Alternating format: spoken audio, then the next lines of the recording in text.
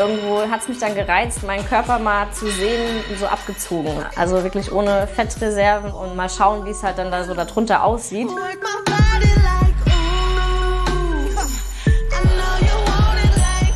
Ich wollte das Gefühl haben, mal satt zu sein. Das hatte ich nämlich jahrelang nicht. Es war nur so ein Überleben, definitiv, es war kein Leben. Leider haben wir über fast Jahrzehnte Fett verteufelt. Das ist der völlig falsche Ansatz aus meiner Sicht. Ich möchte Sport machen, weil es Spaß macht, weil es gut für meinen Körper ist, aber nicht primär, um meinen Körper zu verändern. Und das darf man irgendwie nicht.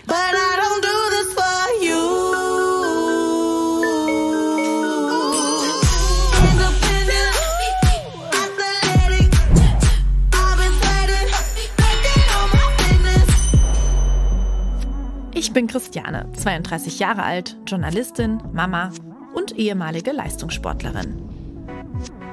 Mich bewegen Themen rund ums Frausein, Muttersein und Sporttreiben. In dieser Folge möchte ich wissen, wie böse sind Fette wirklich? Welche Rolle spielen sie für die Gesundheit von Sportlerinnen?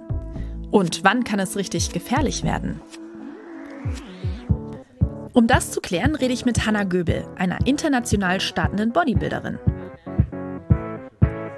Und mit Uwe Schröder vom Deutschen Institut für Sporternährung. Außerdem rede ich mit Simona Schäfer über ihren Weg raus aus der Essstörung und Sportsucht. Und spreche mit Fitnesstrainerin und Fettaktivistin Jenny Steiniger bei einem Workout über Sport für mehrgewichtige Menschen.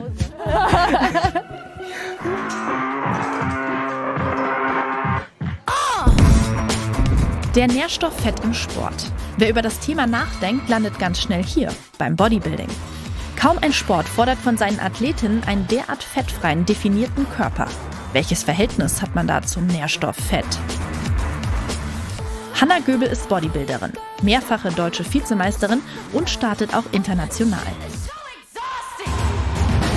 Wir brauchen einmal Magerquark.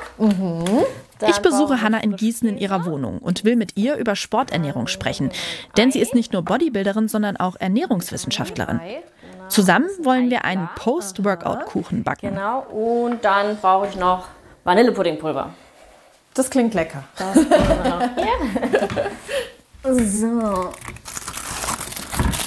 Und der ist auch lecker, der Kuchen? Also bisher hat er allen geschmeckt, ja. Ich esse nach dem Training, es ist sehr wichtig, dass man relativ zeitnah was isst, dass der Körper dann wieder mit Eiweißen versorgt wird und ein paar Kohlenhydrate sind auch in Ordnung.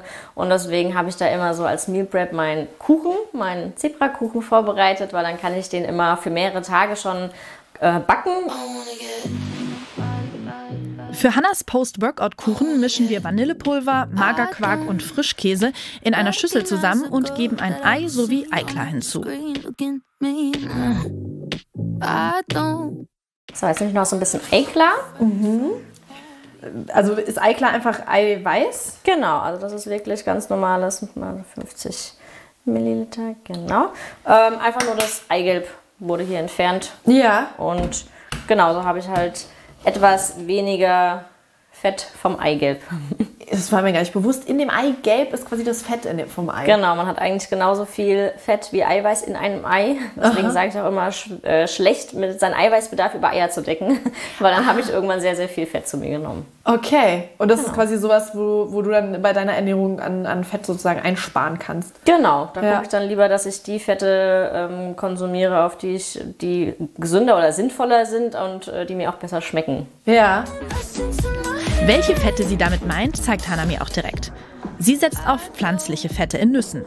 Im Aufbau nimmt sie 60 Gramm Fett pro Tag zu sich, etwa 1 Gramm pro Kilo Körpergewicht. Und in der Diät sind es nur 50 Gramm.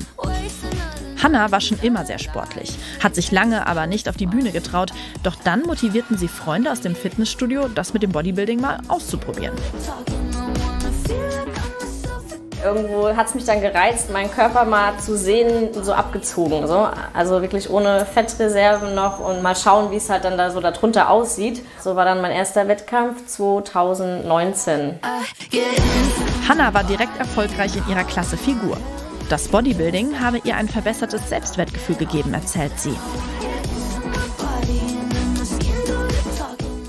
Wenn Wenn euch diese Doku gefallen hat, dann guckt doch einfach in der ARD-Mediathek weiter. Dafür klickt ihr einfach hier. Und wenn ihr Bock habt auf weitere Dokus der Sportsfreundin zum Thema Sport und mentale Gesundheit oder Sport in oder nach der Schwangerschaft, dann klickt hier.